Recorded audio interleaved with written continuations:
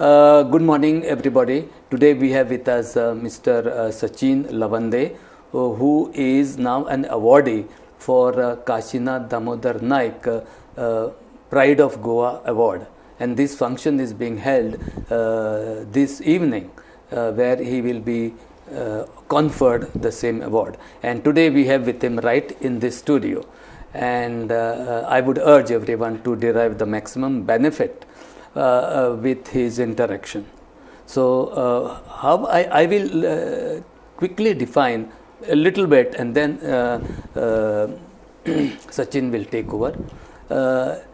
Sachin grew up in Goa. I mean, even till his undergraduate program, what we call in the US, he did his engineering, BE in engineering in Goa, and then went to the US. And ever since, he has been in the US. Now, when I am on the jury for selection of this award, and what actually drew me to look at the whole thing to confer this award on you was the fact that you are working in an area which is a growth area where we have a lot of, I would say, latent talent. I won't say that it is skilled, but given the right kind of inputs, we can have scaling up of these skills. So with this, I will just pose a few queries, and leave it to him to then share his views with this. So the first thing I want to talk about is your early career. And when I say early career, it means right from your school days, when you are at Auxilium. Incidentally, I stay very close to that Auxilium. And that's why I said, you studied at Auxilium. Right up to the time you went to the US. And then define what were the motivators for you to move to that level. Absolutely. First of all, Vijay Bab, thank you. Thank you, and to Gomantak TV for hosting me today and giving me an opportunity to share some of my views. Hopefully, some of my thoughts will reach the young audience that I hope is listening and paying attention. Because when I was to answer your question, growing up in Goa, and he went to school in Auxilium, we did not have the kind of role models, people that would guide us as to our career paths and options. Right. So it was more of a environment that facilitated a lot of independent thinking. One of the advantages we had back then was that we didn't have so much distraction of social media that I see kids today have to contend with. But we had a wonderful resource in Panjim called the Central Library. Oh. If I could just define one thing in terms of resource that helped me kind of get that escape velocity. You mentioned you are in the space industry, so I would use that term, right? So what enabled me to get that escape velocity was essentially the resource of Central Library and the amazing books that it had on offer. And I would devour those books. And while I was in Goa, growing up in Talegaon, back in the days, you can imagine what Talegaon and Goa was. Yes, it was not what it is today. It was not what it is today, and far, far away from where I eventually ended up. But even while I was growing up in Goa, I had a very global perspective, a global view, and that kind of helped me make that adjustment later on a little bit easier. Okay, one small part that is left is, was there somebody who actually provided you an inspiration? Could be some of your close relations, Absolutely. Maybe your friends. Absolutely. How did it happen? There were a couple that I can remember, but my first and most important inspiration, the source, and my role model was my father. Oh. And he was a very remarkable man, far, I would say, maybe a bit ahead of his time, somewhat of an iconoclast, not an orthodox type of a person. Very well read, exceptionally well read. We had lots of books around us, and gave us an unorthodox sort of an upbringing. We were left to our own quite a bit.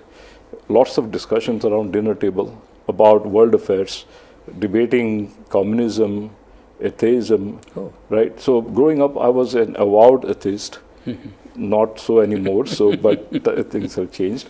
But all of these things were discussed around the dinner table. And he was also an entrepreneur, not necessarily a successful one, but an innovative one. He always had this drive to do something different. And I kind of grew up in his shadows, aspiring to be more like him. And that was the early childhood, Mantu. But like all of us, right, this reminds me of this saying by Mark Twain. He said, when I was 15, I was really struck by how little my father knew. But when I was 19, I was really surprised how much he had learned in 4 years. Right? So a little bit of that all of us go through with our parents in particular. And that was also the case in my case. And then there were, in the little village that we were growing up, two brothers, Borkar's brothers. Both went to do really well in studies. One went to IIT in Powai, the other went to VJTI. You can imagine, we had no idea what IIT was, but these were the first two kids out of that little place that had taken that big step. You are talking about Borin, is it? This is Taligaon Astana. And not too far from our place. And Mohan and Avdut Borkar. Still in touch with them. And they were the first one who kind of gave me the idea that was more to life than just what I saw around me. Okay. So, just to add to that is, there is one concept I have carried, is the human potential is very large. And for last 40 years, I have been working with street children. In fact, one of them said, what do you want to do? He says, for starters, I want to become a chartered accountant. And he used to sell plastic bags in the Panji fish market, nusta bag. So I said, where do you study? He says, I don't go to school because my dad doesn't allow me. And so my wife used to work for this Kasturba National Trust. I mean, she was a volunteer and she was in a good position, and we had arranged to get, because of my EDC contacts where I had a lot of goodwill, we had arranged in Taligaon a place for them, a shelter for people who did not want to leave at home. So we put him there. He did his 12th standard, and then I approached Srinivas Dempo and said, this guy, if you can just waive his fees, I will take care of everything else. And he agreed. So then I said, as I shared with you, I am an investor, and I invested in a company called J.K. Shah Classes, which is #1 in India now for CA education. And I said, I will send you there. Yes, sir. He said, there is no need because this exam is not. I said, result is 1%. He said, that is exactly what I want to do in life, which less than 1% can do. And so I told my chartered accountant in the office that this boy may not get through, but you have to keep his inspiration going. He should not feel that he can't do it. And to my surprise, I think exactly in 4 months, I got him a material from J.K. Shah Classes, this is all. And he came with pedas. And he said, sir, I have cleared the foundation course. Now, there were children of one of our another colleagues who could not get through despite all the resources behind it. So, I think passion is far more important. And in my own life, my understanding of IIT was different, because my maternal uncle, who had no father, was the first Goan to have joined IIT. And when he started doing his undergrad, there were no IITs. So he went for M.Tech. So the point I was driving at, the human potential is very immense. No, that is true everywhere. And I often say that talent, Devan universally distribute kela. It's as if Fashya kun udela sagrak universal, right? But resources are not universally accessible. Resources are concentrated. Right? Exactly. So one of the things that we have done in business is, we are all ultimately, in global business, we're all fighting for talent. Correct. People talk about award. The real war, when it comes to business, is for talent. And so what we have done is, we have decided to go where the talent is. Correct. पयलींचो model कितें आसतालो की talent would come to where the companies were कित्याक the resource in most critical short supply was capital not human capital. If you notice now, since you have a finance background, all companies are swimming in cash. We all have excess cash. The same is true for Vistion, same is for my company, same is true for many of our peers. Cash is no longer the most critical resource. Human capital is. And that tends to be not concentrated in any one place. Okay? And it's not about making a lot of resources available to them. To your point, somehow 10% of the population will be driven. Correct. The remaining are going to be around, I mean, they have other priorities, right? So our job, I think, it is to find out that 10% across that segment of, broader segment of the population, not only in the more privileged ones, right? And make resources available to them. I think, you know, coming back to my story, I grew up in Goa, right? And I got great marks. You know how it is in Goa back then, maybe it is still the case today. Getting marks is more about applying yourself and being a good student. You need to, of course, have some drive and capability, but it doesn't really require problem solving skills. Correct. Right? So I got good grades, but maka job mehna shulu tena. Back in those days, Goa, for sure, even India, I'm talking about 1988, right? The economy wasn't what it is today. So I had to think about doing something else. I mean, not just continue to do what I saw many others do, which is get an education, but do entirely different for their living. I wanted to see if I could be an engineer. It's like I come to like it. So I had to go abroad. And it was very hard. It was not easy. Unlike today, where there are plenty of resources. Imagine this is before the days of the email and the internet and so on. And once I got there, and this I'll short circuit the whole sort of the story there, you know, in terms of what it took me to get there. But what was remarkable about US, and still is in many ways, it is a pure meritocracy. They don't really care where you come from, how you look, what you speak. If you can deliver, then absolutely everybody will make sure that you get your due. If you don't deliver, you're out tomorrow. Right? It's very digital in that sense, right? So there's no need for connections. There is no need for, you know, knowing somebody or belonging to a certain family. You can see the results today. I mean, if you look at US, when I became a CEO, that was in 2015, I was one of the outliers. Today, 10 years later, especially when it comes to Silicon Valley, there are plenty of Indian CEOs. Right now, not so many yet in the traditional industries like automotive, which is what I represent, right? And I'm sure there will be more as we go forward.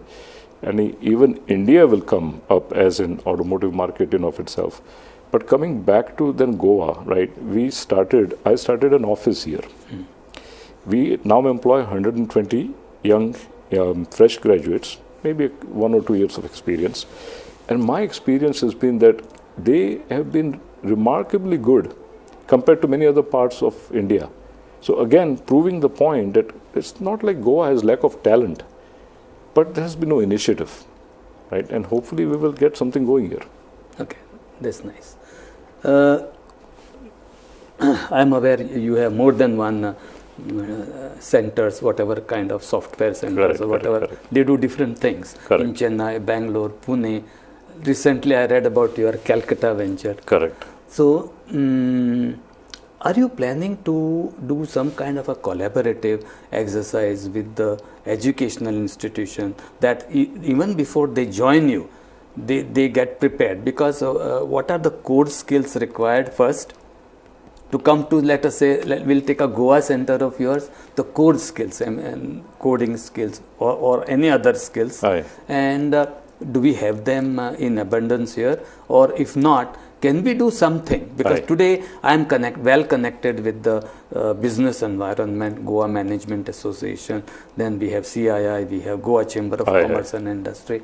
Could we do as a collaborative exercise? Very, very much so. I'll tell you what we have done so far, Ani. So when I first started, we had one office in India in 2015. I was a recent CEO at Vistion, had come from a different organization. And when I saw what they had in India, one office in Chennai, Tembi, and they had about 20 plus years of experience in India. So I was kind of struck by the fact that with all that experience and knowing what I know about India, to have just one office, that means what you're saying is with all the talent that's potentially available to you, you have decided to pick only one place and you just narrow it down to whatever you can get access to in one location, right? And that to Chennai, which is not a very cosmopolitan place that attracts people from all parts of India. No.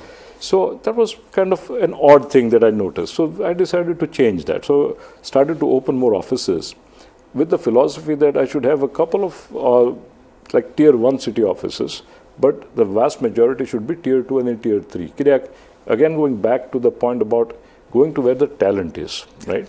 So we opened an office in Bangalore, then Pune, then followed up with Coimbatore, Trivandrum, right? Calcutta, Goa. So we started to open these offices, and then the realization was that the kids that we would get to join us, to your point, were not very well trained. So what has happened, and this is a point I hope at some point in the time in the future, it will change. Education is not yet delivering the kind of talent, especially in tier 2, tier 3 colleges or cities, the kind of talent that is readily employable. So what we decided to do was to put a program together where we would hire a bunch of like 500 students each year, put them in training for 1 year. I went and made a contract with one of the top programming experts in the country, who used to give classes even back when I was a student here. Oh. And to my surprise, no corporate had actually reached out to him. He was pleasantly surprised. So we brought him in to train the students, put video conferencing facilities everywhere and train them. Even that was not enough. So now what we have done, this is a program, by the way, you'll get a chuckle over this. I have actually gotten my inspiration from L&T. Okay. When I was in engineering, L&T used to have a program called L&T Scholar. Correct. Barabar. The college in Vatale, and they would try to get kids to aspire to work for L&T, right? And so we have created a Vistion Scholar program, and we go out to multiple colleges, second year students, we engage with them. And for the deserving students, we give them a small internship and a scholarship, a small token paise detat, to encourage them to do more and to be more aware of what are the options and what are the kind of skills they need to develop. In fact, this year was the inauguration year of this new thing. We have reached out to about 10,000 students.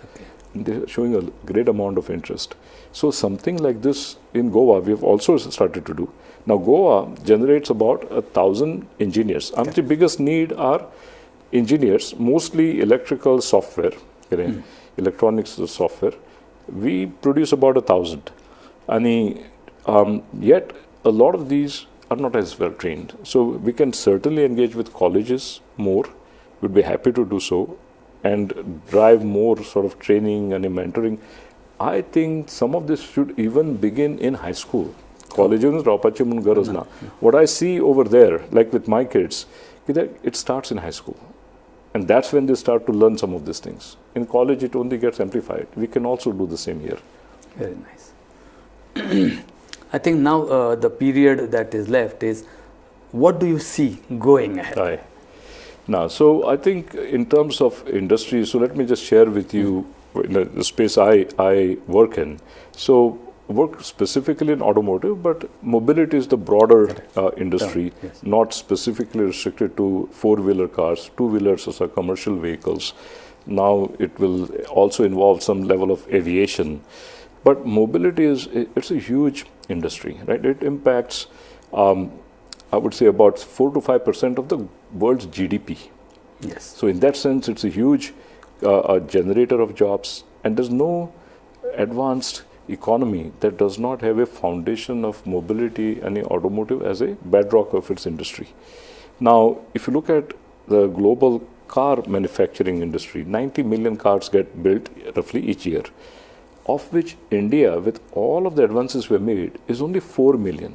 Okay. So barely 5% of the world's cars being manufactured are manufactured in India, when we represent a good, about tenth of the or greater of the world's population. Yes. Right. 1/8 of 1/8. Right. So we don't really represent well. And if you look at the penetration of cars per thousand, we are actually very low level. And mobility is a fundamental, I think, right that people expect. So what do I expect? India will be where the growth is going to occur.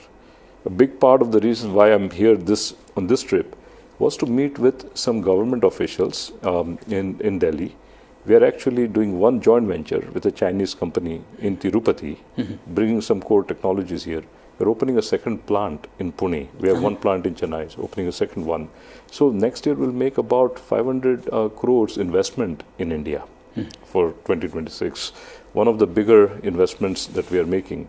And we are doing this because we think 4 million to 8 million japak third way laksana in India. The government policies are very, I would say, well constructed after a long time. And I'm very bullish on India as a whole, which will also mean employment opportunities, career development opportunities, for people here. So my general outlook is very optimistic, and India will play a big role for us and for the global economy. Any message for the young minds? I'll start with saying, Ki, if I could do it, so can you. Right? There's absolutely nothing special. Very little of this was God-given. A lot of it came through hard work, but also very importantly, and this is probably the key part of the message, very importantly, you need mentors along the way. Without mentors, it's impossible to grow. The flip side of it is, unless you seek and you put in the effort, you will not find mentors. So it goes both ways. So I was very lucky that at every step of the way, I had mentors that at each point kind of held my hand and he raised me up a little bit. But it came about because I was very sincere in seeking that help. If you put in that effort, especially in today's times, you will find that there will be opportunities. So that's the key message I would like to leave, especially the young minds with. Yeah. I just wish to share what I read in the book by Jeffrey Sachs. I follow him very closely. And there's a book called End to the Poverty. I think something of that kind. And he says every nation who has nothing today, has people who will need help to be put on the first step of a ladder. Correct. The moment they are on the first step, they are capable enough to then climb the steps. So I thought that was very relevant to the India. I worked in a school called Don Bosco College of Engineering, which is normally it was rated as the last preference. But what we did is I put a lack. So I said we had that in 2% of our profits. So I owned a company along with Shivanand Salgaonkar, who is a industrialist, and he has been my childhood friend. So he says, Vijay, I trust you. I said, whatever is 2%, let us not scatter it everywhere. Let us just go to one college and show that we can produce people who are much better. Now, 4 years we funded 18 children. The profile of each of these child was either they were single parent children, they had absolutely no money, they were doing part-time work at the petrol station, someone was doing carpentry. So we said, you concentrate on studies. And I used to meet them every second month. And at the end of the 4 years, we just concentrated on these 18 students. I call them as 18 jewels. And I put them on my YouTube as well. If you put Vijay Hede, you get the whole interaction with them. And we had the best placement in Goa. Goa Engineering College could not match it. Padre Cossesson could not match it. And they are all working in companies like TCS. In engineering, they are working with this Varki or someone. Vari engineers. So in renewables, some people are working in logistics. So it's possible. Very, very commendable. And I go back to my days when I distinctly remember Akravi Baravi in Dempe College. There were a couple of kids that were along with me that we used to study together, exceptionally bright, exceptionally bright, probably smarter than me. And somewhere along the way, they sort of fell off. I could even back then tell, though my circumstances weren't great, theirs were even worse. Right? So that slight slip jata by somewhere along the way, they miss out, and then it's hard to catch up. If we could catch some of those kids, especially those that show a lot of latent potential, and Mashi the help Tenna at the right time could be all the difference. So thank you so much for coming over here, spending some time with us, and more importantly, saying things which will, I'm sure, will inspire our younger generation, and our Gomantak channel would make it sure that they reach our students, and we should keep this interaction going. Thank you very much. Absolutely, it's my pleasure and honor to do this, and in some ways, if I can give back, in whatever small manner, I would be more than happy to do it. Hopefully, this resonates with some people, and I'll be very happy to either come back or join in any way, shape, and form that I can contribute to some of the many things that I see happening here in Goa. So, thank you very much. Thank you.